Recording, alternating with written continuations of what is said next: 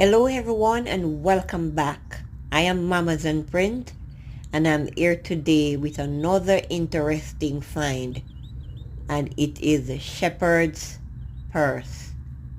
And guys, as you can see, it is grown in a stony area. It is a weed and it has several pods, and that's where the seeds are produced. Hence it is called the shepherd's purse.